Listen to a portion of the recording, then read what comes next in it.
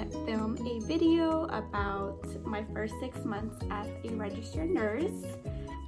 So I've been working on the labor and delivery floor for a little over 6 months now. First off, I graduated last year in May, and I gave myself 2.5 months to study for the NCLEX. So when I was still in school, I was working as an intern at the hospital that I work for now.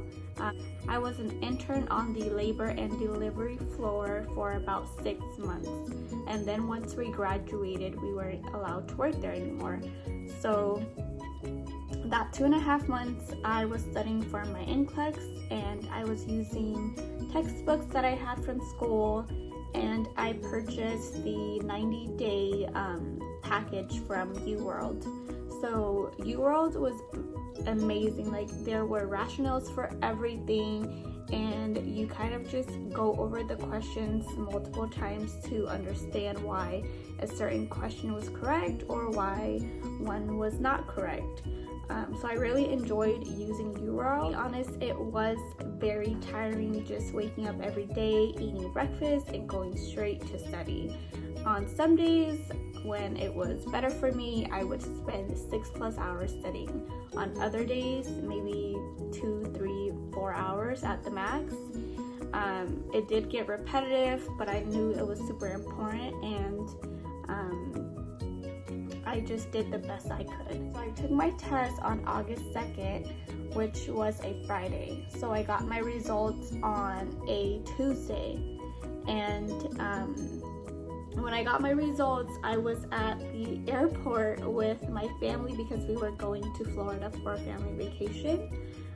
So I was very scared and nervous, like, what if I didn't pass? Like, now I'm not gonna enjoy my vacation. But I knew that I wanted to schedule my test before I went on the family vacation, because I knew I wasn't gonna be motivated if I went on a family vacation and I came back. I wouldn't be motivated to study anymore. So I scheduled it before the trip, and I'm super glad I did that. So I found out my results when I was at the security line at the airport, and my friend actually texted me and was like, "Hey, you passed." And so I went to the website and I was like, "Oh my gosh, like, I did pass." And I saw my license, and I was just looking at it over and over. So it was very exciting but scary at the same time. So I'm glad it turned out the way it did. I was super nervous about not passing my first time because it was repetitive and tiring to study, and I was nervous about how differently I would have to study or what other methods I would use for the second time around. So I'm just super happy that I did pass my first time, and it's totally okay if you don't pass the first time. So before I took my test, I already applied for the RN position at the hospital that I work for now, and once I passed my test, I started working as an RN around 2 to 3 weeks after that. So I started working with my preceptor in August, and you're on orientation with your preceptor for about 3 to 4 months, and then you become independent. So I became independent in December. So I've been on my own since December, and I really appreciate the things that my preceptor taught me during my orientation. Like, everything she taught me made me feel ready for when I was on my own. I felt like there were situations that I saw that if I was to become independent, I would be able to handle. And of course, there's always your charge nurse and other nurses there to help you if you need it. So it's not like you're on your own and you don't get any type of help. So once I became independent in December, I was super nervous and scared, but like I said, with all the help that there is, it was very calming, and I enjoyed working with everyone. It is very important for you to ask questions if you're unsure. So when someone does answer those questions for you, like, just try to retain that information. But if you feel like you forgot the answer to a question, like, it doesn't hurt to ask again. Like, it's safer to ask again than to not ask because you're embarrassed. So I always ask a lot of questions, and I always call for help if I need it, and it's been really good. I've been working as a registered nurse on the labor and delivery floor for a little over 6 months now, and I truly enjoy what I do. I know there are new grads out there, or even nursing students going into the program that are not sure which department they want to work in. So I just wanted to kind of explain how it's been for me.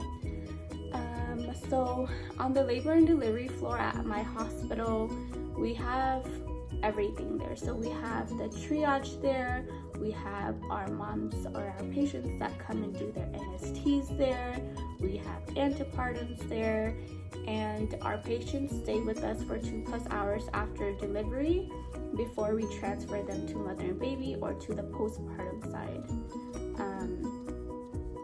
And it's like we have a little room for our pre-op section, so we prep our C-section patients there as well. So there's a lot of things going on, and there's a lot of things you learn and you do on that floor, but everything